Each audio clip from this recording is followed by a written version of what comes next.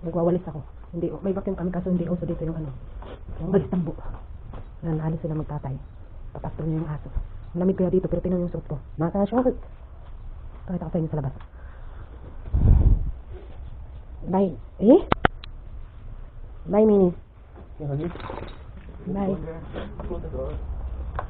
Tingnan ko sa labas. Tingnan yung labas namin. Luma na yung bahay kasi bahay pa po ng lola niya. Tinitirahan namin. Dito lang nakapark sa sakyan. Yan lang, gumawa lang kami ng tent para hindi siya maharawang. Tapos dyan sa harap na yan, ika. Maham-maham-samaham. Stop! Ikaw po abuto ko. Stop, you go! Bye! Left side without It's not, ano yan doon, oh? Ano siya doon? Yung doon, ano siya? Soccer field siya. Diyan naglalaro pag may mga event. Diyan lang yun sila maglalakad-lakad ng atay na. Diyan sumasama ako para, diyan sumasama ako para pasto, pero hindi ako sumama kasi tinatamad ako. Alam mo ba ang daming mangga dyan? Next time ipastol ko, pag sumama ako magpastol ng aso, i-guide ko kayo pag ang dami ditong mangga, mga puno ng mangga, pero wala pang bunga, by August daw yan mag-start. Tapos may avocado. Bye-bye! Mini! Tulog pa si Ayesha. Tapos yan, nandito sa kabila. Parang Pinas lang din.